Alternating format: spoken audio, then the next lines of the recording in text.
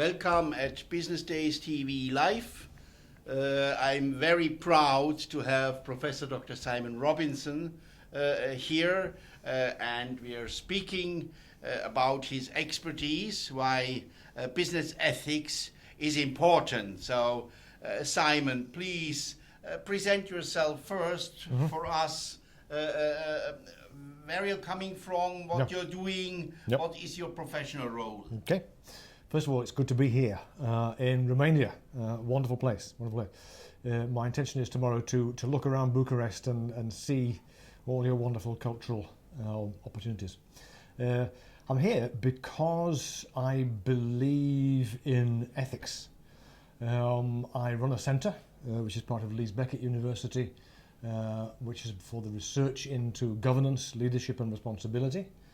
And my core focus there is about developing ideas and practice, developing the curriculum so that it's integrated into the curriculum, and developing a partnership with ourselves and practitioners, because we have lots to learn from you, and we have a few ideas that we can share with you. Yeah, very good. So I have some questions prepared. Go for it. To bring you out and deeply into this theme, as you have done it today, excellent in your masterclass. So why is ethics important for business enterprise, Simon? I would argue that it's important for at least three reasons. The first is that if we don't operate ethically, we're likely to get into trouble.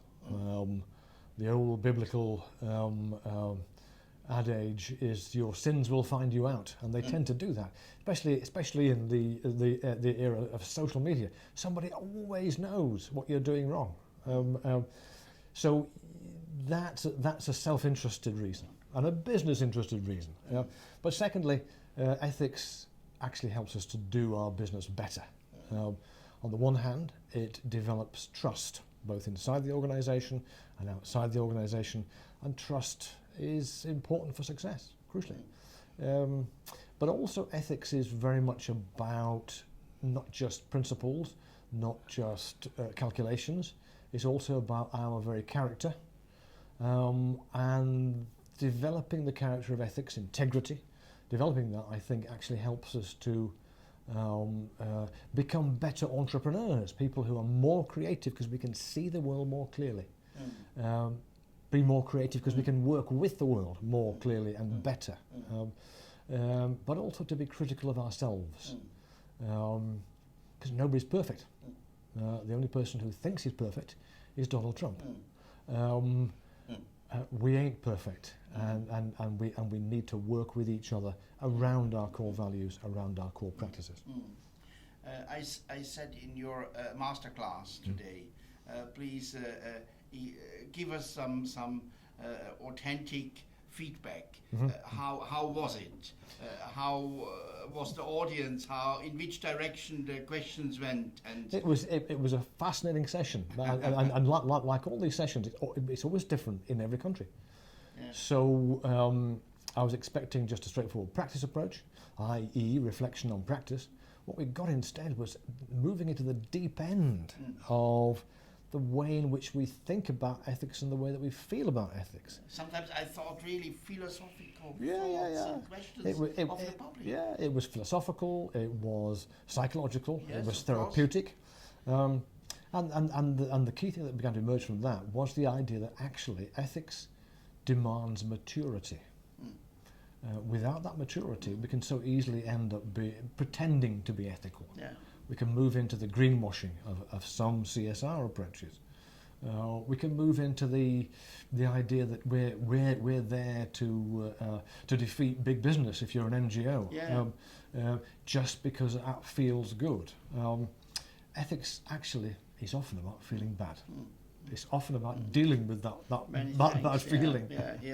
Simon, is ethics the same as corporate social responsibility?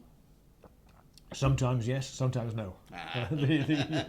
The corporate social responsibility, as I've already inferred, has got an increasingly bad name because the way in which it's carried out is often a little bit like painting by numbers. In the old days, You used to be able to buy these kits where you had the numbers and you painted in the various bits, and then you had this wonderful painting. But actually, it wasn't your painting at all. And sometimes I think people like corporate social responsibility as an abbreviation, you know, because it has a so prominent abbreviation. Absolutely. But don't know what it is really. Absolutely, Yeah? absolutely, Yeah, absolutely. yeah, And the problem always about that is that it starts to become a tick box. yeah. I've done all that I'm supposed to do, and now I can stop thinking about ethics. But actually, you know, there are a lot of ethical thinkers who suggest that you can't stop thinking about ethics, and you can't stop thinking about responsibility. Responsibility is about your responsibility to know what you're thinking, and how you're feeling, and how you affect society with your practice. But it's also about how you give an account of that, which is credible. And too many big businesses are not able to give that account. New film, Deepwater Horizon, big adventure in American terms. But actually, when you got to that crisis, and the board put out the CEO, he couldn't give a credible account. I'm not knocking him. It was a pressurized situation. But a board needs to give a credible account of its narrative, of its values, and how it's going to respond to that kind of crisis. And in that, it's got to show how it's going to work with other people, responding to the needs of society and the environment. This morning, in the main hall, where you had the audience, the big audience, all entrepreneurs from all over Europe and Central and Eastern Europe, you provoked a little bit the audience with a question about integrity, and it was very important, I think. So my question: what does integrity look like for an entrepreneur? I think I would first of all want to say that we only know what it looks like if we don't ask you. Or the entrepreneur, because we all want to have integrity. Because if we haven't got it, it sounds as though we're slightly odd. We're not okay, you know. But the truth is that we're not the best person to say whether we do have integrity. Ask your wife. My wife will tell you that my claims are not what they should be. But ask other people. And that tells us that integrity is not about a simple individual virtue or characteristic. Integrity is about how we relate to other people, and it's therefore social. That's very interesting. So I think entrepreneur, I think the boss, the manager, is asking his secretary. Yeah. Absolutely. Do I have integrity? Absolutely. Yeah. No, but you're absolutely right. An old mate of mine was the head of the Scottish Open University, and when he had his annual reflection or his annual review, he asked his cleaner to contribute to it. Very good. Yeah, I like that. Okay. And Simon, what can leaders do to develop responsibility inside their organization? It's a huge question, but in a minute or so, I would want to argue, and I've got a new book out called The Practice of Integrity in Business, just come out this week with Paul Grave, and I'm close to retirement, so I need to have lots of sales. I'm sure you will. Yes, I'm sure you will. No. Just sorry. But what I argue in that is that leadership can only develop integrity if it develops an organisation which is open to critical dialogue, so that there's dialogue at all the different levels, which is mutual and open, but also dialogue between the guys at the top and those who are at the bottom, so-called. Of course, you've got to have hierarchy, but there's got to be mutuality where we're able to ask awkward questions. When you can't ask an awkward question, then you know that there's something up, there's a problem. So the organisation... Give me an example, please. Well, for instance, well, I mean, the worst possible example is when we were when America was in Iraq, and they were running a prison there, okay? And one of the CIA members went across to one of the prison guards and said to him, "I want you to go into that cell, and I want you to soften up the prisoners before we interrogate them. Wow. Wow. Now, what the MP should have said was, can you tell me what you mean? No question was asserted at all. The result was he assumed that he knew what he meant, and the result was a series of abuses which occurred, which shocked the world, which was appalling. We must never assume. We must always be open for any question, and any question is always a challenge. The power of questioning is massive. So there has to be a culture of that. If you're doing that, then annual meetings have to be meetings that are not prearranged. Too many annual meetings already have the minutes written before the event. Annual meetings have to be open to dialogue from shareholders, from stakeholders, from people in the organisation, so that we are truly open to questioning. Transparency is only real if we're open to question. Yeah. What can leaders do to ensure good governance? You see, I have some very strong ones. Governance is really interesting because, I mean, governance tends to be focused on the board, but it has to be more than that. If you go now to South Africa very shortly, Judge Mervyn King, who is the honorary president of our centre, will be issuing the 4th King report on governance. Please speak a little bit about that. Yeah, sure. I think that's very important. The 4th King report will build on the 3rd, and I have to tell you that this report is world leading. The governance work in America and the UK and in Europe is extremely good. But actually, I think that King's work is world leading. It beats the others very, very easily. At the heart of it, he says we've got to focus it on principles, and so he says governance has to be focused on good leadership, citizenship, and sustainability. Even behind that has to be a core understanding of value, and he talks about Ubuntu. Ubuntu is about interdependence. It's a Pan-African idea. I am because you are. It's all about how we're interdependent and mutually dependent. And that means we've got to develop, he says, and he did this in King 3 in the first chapter, an ethical culture. Right from the word go. Good code, so we know what's going on. Good questions, so we can actually begin to question what's going on. Good committees. For example, I'm the chair of the ethical committee of the West Yorkshire Police. It's an independent chair, an external chair, that enables people within the police to raise questions that they wouldn't otherwise have raised.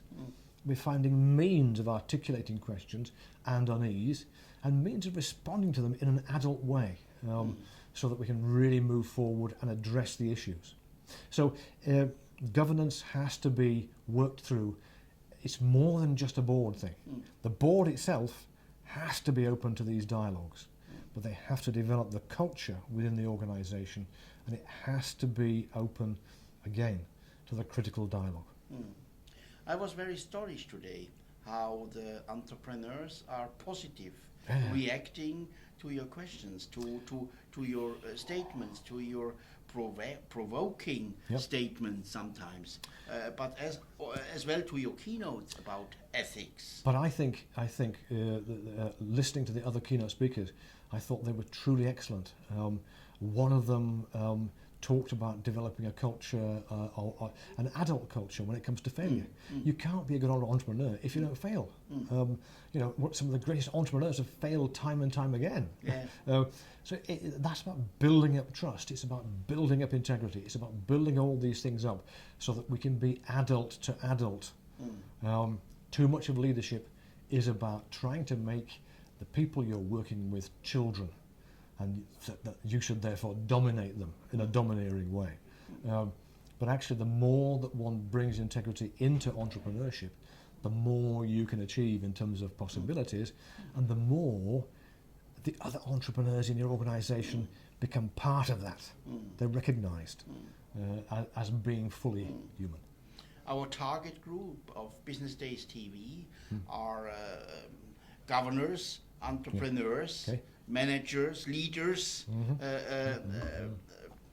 in the whole broad area of Central Eastern Europe.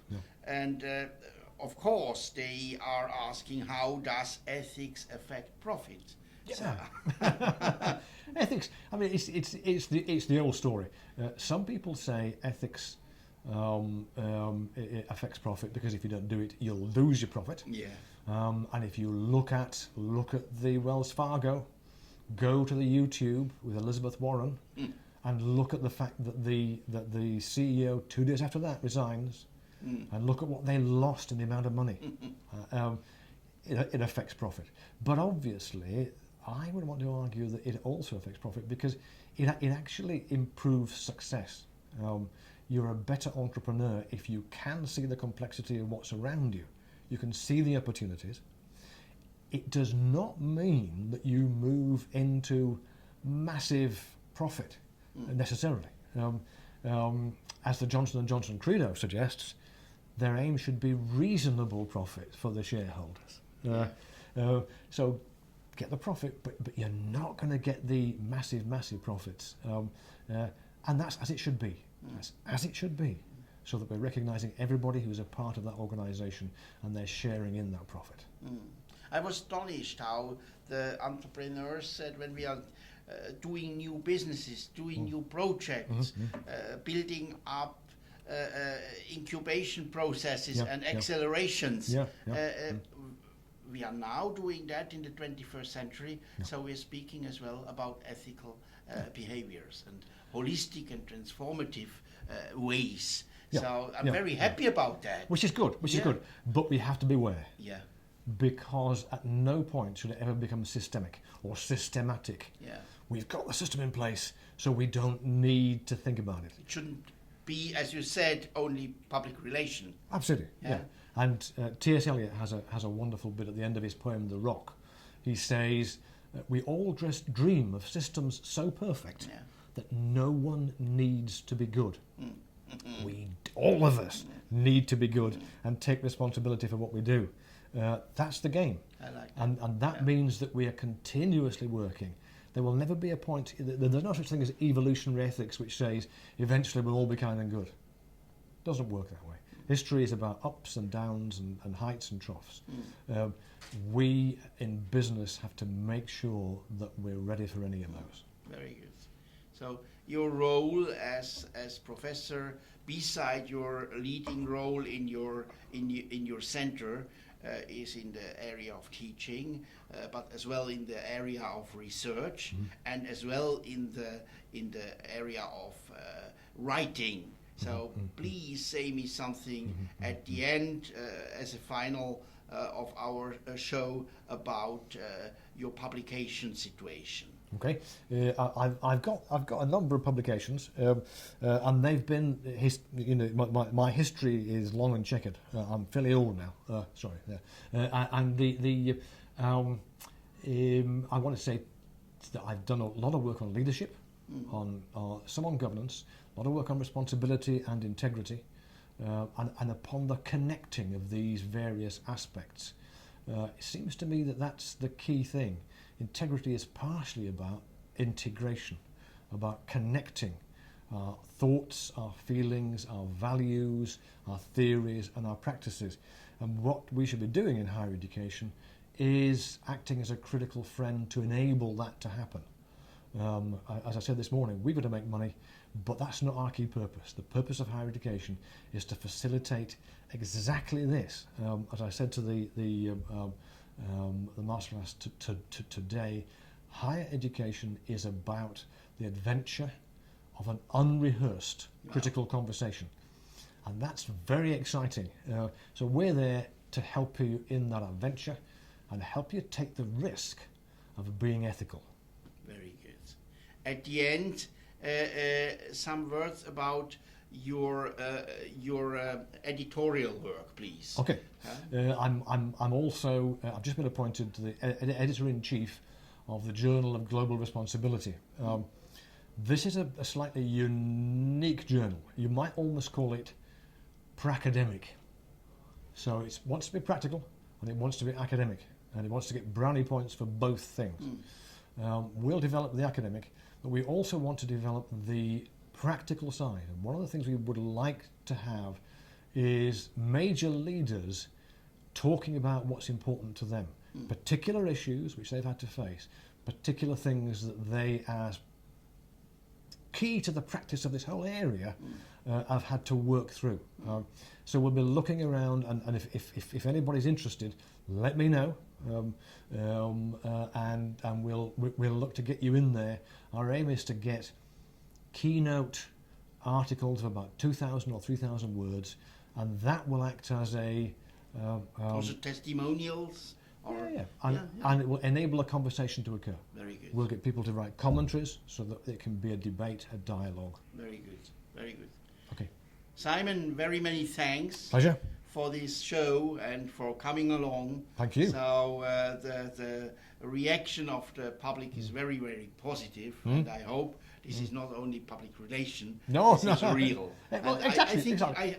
I feel it like that. Yeah. Many Absolutely. thanks. Thanks for asking me. Okay.